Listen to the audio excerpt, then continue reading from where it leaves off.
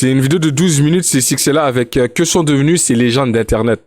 Des légendes françaises. Courte durée, le temps que ça télécharge les trucs. GTA en français une autre fois. Cortex, Illuminati, Grigny la Grande Borne, Jean-Mi du 13. Qui se rappelle de Jean-Mi du 13? Que sont-ils devenus? Pour certains d'entre eux, on n'a plus de nouvelles depuis plusieurs années. Ça m'a rendu nostalgique. Et je me suis rendu compte que sur Twitter, j'étais pas le seul à me demander où ils sont passés. Alors, ça a pris pas mal de temps, mais j'ai fait les recherches. Aujourd'hui, je vais vous dire ce que sont devenus ces légendes du rap. Pour l'un d'entre eux, c'est un peu brosson. Mais d'abord, on commence simple avec Marseille. Mais avant ça, je sais ce qui va pas. Vous naviguez sur internet et vous en avez marre de voir des publicités ciblées en fonction de vos recherches. Oh, NordVPN ou quoi? Directement dans la config qui permettent de sur complètement péter des pages que j'ai envie de... C'est Opera, sponsorisé par Opera. Observe la plus longue vidéo et que Danny Boyle décroche son 8ème Oscar de la soirée dans le petit quartier Clignancourt à Paris. Yo, Ro, première fois que je passe sur le stream, j'ai découvert sur YouTube, tu régales. Équipe. Oh, ben mon frérot, on est ensemble, hein. Tu restes, tu t'assois, tu fais maintenant partie de la Twitch Family, tu comprends? Hein? Équipe.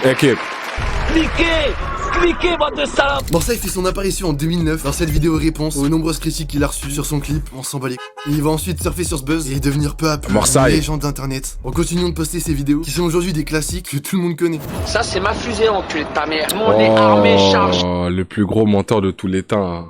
calibré, bâtard. Mais si les années qui suivent vont lui donner une notoriété importante, lui permettant de lancer des business comme sa marque de sap, truand de la galère, de commercialiser des albums et même de tourner des films.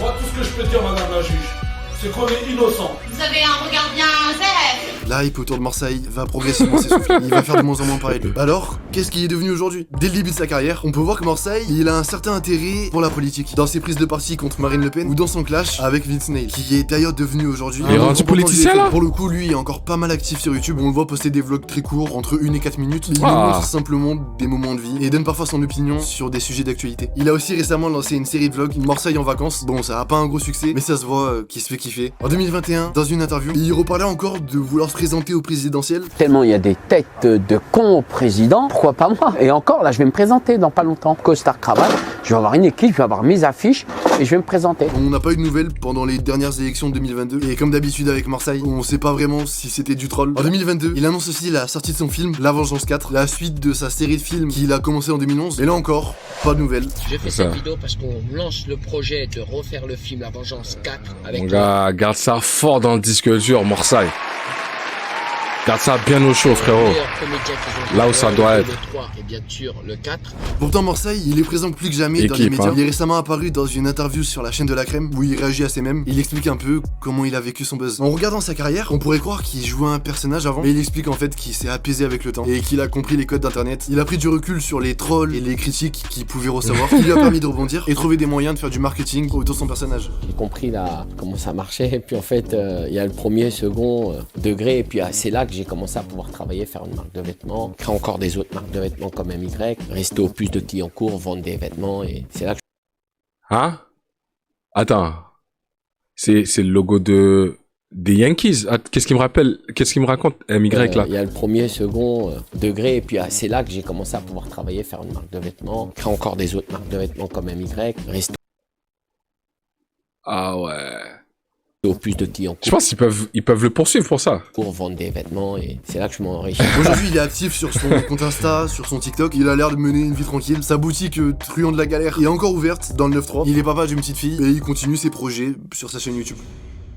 1er octobre 2011, une journée comme les autres en apparence. Je rentre de l'école, je prends un petit pitch, une petite brique de jus, je m'enferme dans ma chambre en faisant croire à mes parents que je faisais mes devoirs. Et d'un coup, une nouvelle vidéo sur la chaîne des Cypriens. La nostalgie, c'est fou. Vidéo classique d'internet, une des plus vues de Cyprien. À cette époque où on considérait tous Cortex comme le perdant de ce clash, mais après ça, on s'est moins intéressé à la suite de sa carrière, à comment il a rebondi et ce qu'il est devenu aujourd'hui. En 2011, quand Cortex se fait connaître pour tous ces clashs là sur les youtubeurs, ça faisait déjà quelques années qu'il était dans le rap. Vu qu'il vient des pyramides, il fera la rencontre de plusieurs rappeurs du 9-1 comme Marseille ou Al Capote. Et je savais pas, mais il y a même un feat entre les deux sur un ancien projet d'Alka. Et pour Aïe aïe aïe. C'est Cortex, c'est Alka. Direct, je te le dis, j'ai plus de cash que tous tes ex réunis. Je cherche en mieux qu'à la bruni. D'ailleurs, c'est des bâtards. Pour une fois que Cortex fait une bonne perf sur un son, quand ils le sortiront sur les plateformes, ils vont retirer son couplet et laisser que le refrain. Après son bad buzz, dû à tous ses clashs et ses vidéos, Cortex va progressivement changer d'attitude et apparaître de plus en plus gentil et amical dans les médias, comme s'il voulait changer l'image qu'on avait de lui. On le voit faire des feats avec des gros youtubeurs, Squeezie ou Seb, qu'il avait clashé quelques années plus tôt. Comme pour Marseille, c'est assez difficile de savoir s'il trollait depuis le début, si c'est un personnage ou si juste il a grandi et s'est assagi avec le temps. Les années qui vont suivre, il va se passer énormément de choses pour Cortex. Il va se faire attaquer en justice pour des propos contre Marine Le Pen et va perdre le procès, même si Hein? depuis le début, si c'est un personnage ou si juste il a grandi et s'est assagi avec le temps. Les années qui vont suivre, il va se passer énormément de choses pour Cortex. Il va se faire attaquer en justice pour des propos contre Marine Le Pen et va perdre le procès, même Oh! Contre Marine Le Pen? Damn! s'il a jamais vraiment disparu des réseaux. Il fait son retour dans Zen l'année dernière sans En s'étaler plus, sur sa vie privée. il a raconte perdu. C'est sûr que, il doit de l'argent fort.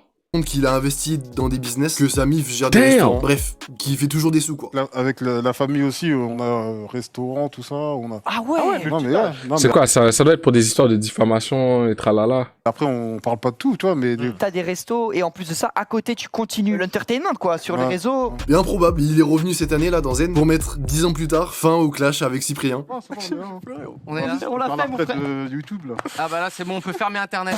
On peut faire Laurent internet.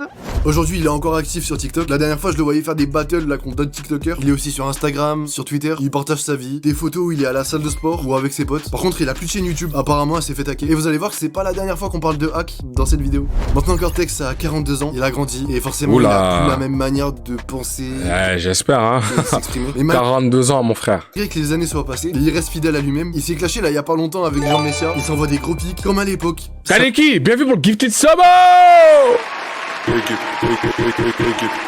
Donne la main. On tabasse. Là, on rentre Ensemble. dans du sérieux. Je tiens à préciser que c'est à prendre avec des pincettes, tout n'est pas vérifiable à 100%, et on parle peut-être d'une affaire toujours en cours. Mais c'est la version la plus probable que j'ai trouvée en croisant toutes les sources. Est-ce que vous vous rappelez de ce mec? Il répète ça au moins 20 fois. Tu le dis une fois, c'est normalement, et les gens ils ont compris. C'est trop bon. Illuminati, c'est un rappeur, mais il s'est surtout fait connaître en analysant des clips de rap français. Ouais, pourquoi il rajoute l'adjectif rappeur à toutes les autres? Il y en a qui sont pas vraiment rappeurs. Considéré comme satanique. Alors à l'époque, ça fera beaucoup de bruit, tellement que l'artiste répondra à ses accusations dans une interview. Val s'était même amusé à le parodier pour faire la promo d'Agatha. À ce moment-là, Illuminati fait rire tout le monde. On le prend pour un fou, mais ça reste assez tranquille. Pour l'instant, rien de méchant. C'est en 2019 qu'il va prendre un sombre tournant. Le 14 novembre, il est condamné une première fois à 6 mois de prison avec sursis. On l'accuse de faire l'apologie du terrorisme. En fait, il aurait tenu des propos très problématiques dans l'un de ses sons. Et le clip se sera d'ailleurs supprimé juste après. Pour pas arranger les choses, évidemment, il se fera perquise et les flics auraient trouvé une arme à feu dans son appart. Attends, un autre Gifted Sabo. Ah, hey! Kaneki donne la main. C'est l'année d'après qu'il reparle de ça dans un son qui est Ça vraiment envoie pas ça ouf, fort. d'ailleurs. Ils ont cassé Bien ma vu. porte, ils ont fait éruption dans ma maison.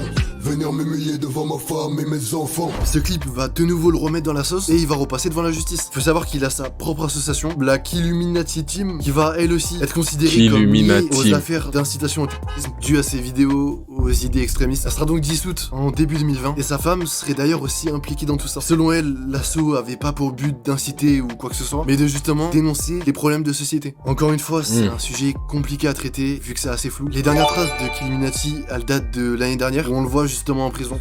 Ok, salam à tous les enfants. Attends, yo, Kaneki. Est-ce que tu viens de gift 17 Sobo? C'est écrit à offert 17 abonnements sur cette chaîne. En tout? Ah ouais, Kaneki.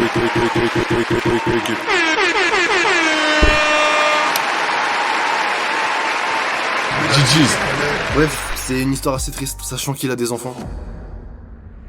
Bon, faut qu'on parle de Jean-Mi du 13. Et sérieusement, sa disparition est trop bizarre. Personne sait où il est. J'ai fouillé Twitter, TikTok, Insta, en espérant trouver une trace. Toutes les personnes qui disaient le connaître m'ont tout dit des théories différentes. Il a complètement disparu. Ce qu'il faut savoir, c'est qu'en 2014, quand Jean-Michel, c'est ça son vrai prénom, poste cette fameuse vidéo qui va le faire connaître, il a autour des 14 ans et il s'apprête à rentrer au lycée, en STMG, à Aix-en-Provence. Malheureusement, ce buzz va avoir un impact très négatif sur lui. Les personnes qui étaient justement dans son lycée le décrivent tous comme quelqu'un de timide et qui était très mal à l'aise quand on le reconnaissait. À l'inverse total de l'image qui montait concentré au moment de son freestyle, et ça se comprend. Beaucoup de lycéens lui demandaient des photos, lui demandaient de rapper. Évidemment, on se fout de sa gueule. À cause de ses moqueries, il sera carrément obligé de changer de lycée au bout d'un mois. En 2017, il essaiera quand même de rebondir sur tout ça en clashant Hugo Posé, ce qui a bien fonctionné vu qu'il lui fera une réponse. On m'a envoyé cette vidéo, c'est Jean-Louis du 13 qui nous a parlé, alors tiens on va... Hugo Posé, je te nique ta mère, ta grand-mère, la grosse folle. Ah super, merci. Dédicace toi Jean-Mi. Jean-Mi du 13. Je te fais plein de bisous. Quelle époque de fou quand même. Il va aussi sortir plusieurs morceaux, plusieurs clips et même une mixtape incroyable qui a clairement inspiré PNL.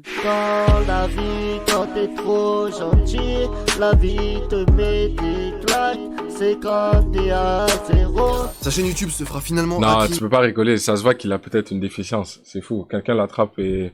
tu vois. Et peu de temps après, laissant Jean-Michel sombrer dans l'anonymat, il horrible. complètement des radars jusqu'en 2021. Bienvenue dans la Twitch Family mon gars. Dans sa dernière vidéo en date, pour nous redonner espoir en annonçant son retour. Mais l'espoir ne va pas durer longtemps. Depuis ça, on n'aura finalement plus aucune nouvelle trace de lui sur internet. En réalité, c'est même compliqué de savoir si c'est vraiment lui qui a posté ce commentaire ou si c'est juste le hacker qui a voulu troller tout le monde. Par contre, est-ce que vous vous rappelez de Dylan du 13 ? Quand sur la calache, tu te la pètes pas trop parce que tu te chies dans la culotte. Tu te la pètes trop quand t'es avec tes potes, mais quand tu me vois, tu te sauves très vite. J'ai rarement eu autant envie de me défenestrer en écoutant de la musique. Bah il a choisi une voix complètement différente. Il s'est retiré d'internet directement après le buzz de la vidéo parce que lui aussi il avait assez mal vécu tout ça. Contrairement à Jean-Mi, il a pas du tout voulu continuer dans cette voie. Il a vécu son adolescence normalement. Il a travaillé un petit moment à la mairie de son village. Et même si dans la description de sa mixtape, Jean-Mi du 13 avait précisé que Dylan devait être en feat, un autre, Kaneki, de ses projets musicaux. En réalité, il a plutôt l'air d'avoir complètement tourné la page. Aujourd'hui, les deux ont la vingtaine et même s'il laisse aucun signe de vie depuis 2021, évidemment, on espère que tout va bien pour eux.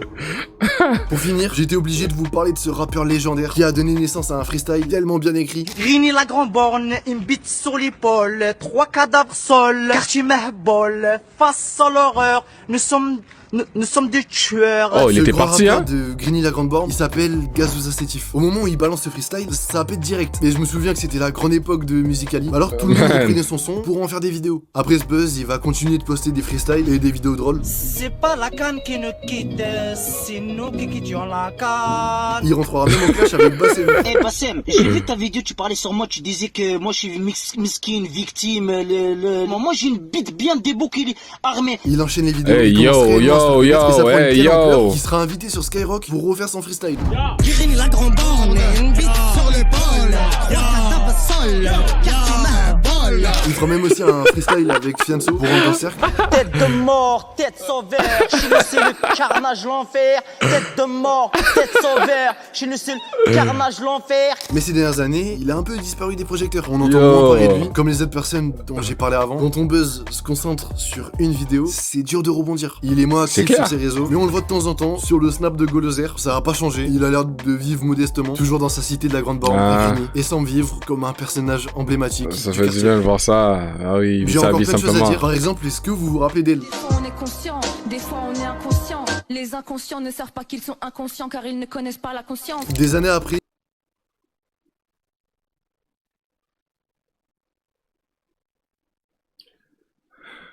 Jure sur la tête de ta mère. J'ai encore plein de choses à dire. Par exemple, est-ce que vous vous rappelez d'elle? On est conscient, des fois on est inconscient. Les inconscients ne savent pas qu'ils sont inconscients car ils ne connaissent pas la conscience. Des années. Ça, c'est la logique des femmes. Ah, man. C'est une évidence, mais il faut le mentionner quand même. Tu vois ce que je veux dire? Les gens inconscients ne sont pas conscients de leur manque d'inconscience. Boys. L'année après, elle continue de faire du son. Et honnêtement, il n'y a pas une grosse évolution. Tu m'emmerdes dans mon cœur. Hey. Même si c'est la merde, tout va béné. En fumée, tu prends un petit café. Mon seul ennemi, c'est la pauvreté. Bref, si vous êtes chaud, je garde. Si elle veut prendre des commentaires, j'ai une proposition pour elle qui va la faire rentabiliser son buzz. Tu vois ce que je veux dire? Elle sera peut-être pas fière à la fin, mais money is money, non? Une seule route, un seul chemin possible. Après tout ce vacarme, c'est bienvenue sur OnlyFans. C'est ça. Pour rentabiliser le buzz. Ah, ce que je veux dire? Mais c'est que c'est là, bien vu pour la petite vidéo. Non, c'est propre. Show des boobies. Montre-nous ta chaudière. Bon, ça n'est assez. Les vidéos, elles sont finies. Donc, on va pouvoir aller sur Demon Slayer au lieu de dire de la merde. Les gens inconscients ne sont pas conscients de leur manque d'inconscience.